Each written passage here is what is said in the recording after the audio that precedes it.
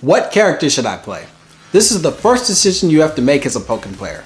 I'm going to help you decide which character to play and address tiers and character complexity. The most important thing when deciding which character to play is to choose a character that reflects your playstyle or that you connect with.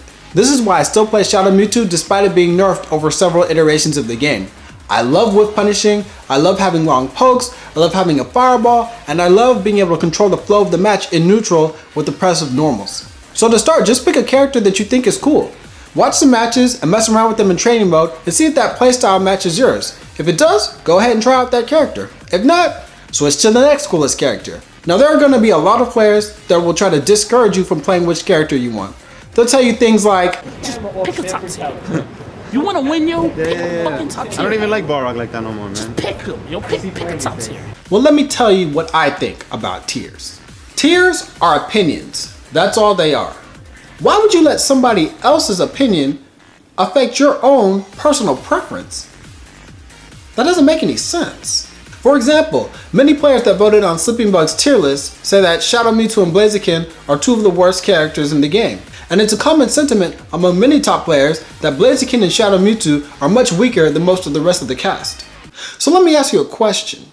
If Blaziken and Shadow Mewtwo are so much worse than the rest of the characters, then how is it possible that I placed so highly, so consistently with those two characters for the last 2 years straight?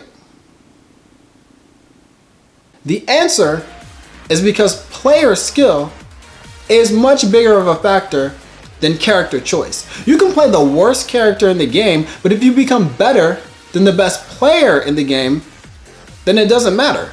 I believe Blaziken is very good and Shadow Mewtwo is one of the weaker characters in DX, but they're both still good enough to do well with.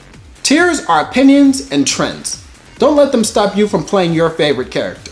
Now there is one thing I will warn you about when choosing a character, and that's character complexity. Certain characters, specifically Gengar and to an extent Garchomp at the higher levels of play, have a very high barrier to entry. That means it can be very difficult to execute their combos and some of their movement options.